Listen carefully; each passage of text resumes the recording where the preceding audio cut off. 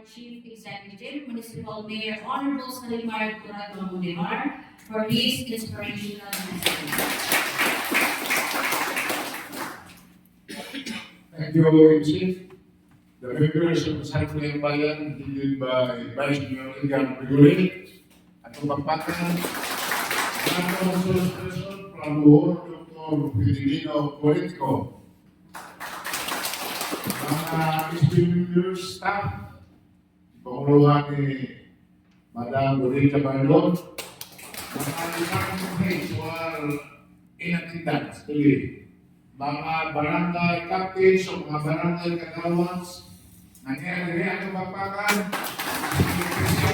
mga nebula, kaya din karong adlaw para pagtambo in the formulation of the general welfare governance and accountability policies, of course, with the aid of our source speaker para ang atong lungsod adunay gabayan sa pagpalagan sa atong gobyerno kay di man pwede nga ato lang hangad-hangadon niya atong sugyan mga tao, mga atong mga polisiya na dili mahimo ma-perfect niya, mahimo yun makabukbaw yun para mo na basihanan sa atong pagpalagan sa atong LGU.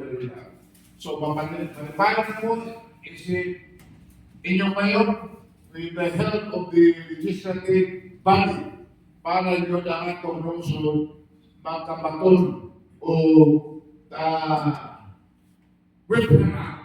in running our government. Of course, ang component sa munisipyo mo man ang mga barangay mo na niya po dati o niya sa atong gobyerno karon gina-inspired ang participation sa mga CSO kay kinahanglan ang usa ka lugar na kung mulang kuwan kinahanglan tanan sektor apel yun yan. O na niya today, we will take this matter seriously. Kaya kinipaga man ni atong diya sa atong pagpapagdisyo para sa maayong kaubaw sa tanang very religious labi na sa atong mga kabataan.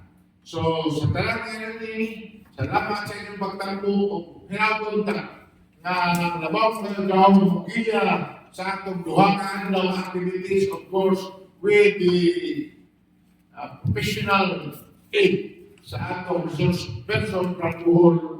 May talagang ninyo kalamay. So, thank you, sir. Salamat sa atong presensya karon na. So, let's the whole keep on rolling for our tourist activity. God bless us all o mabuhay ang mga opisyalis sa lungsod sa Lord. Thank you.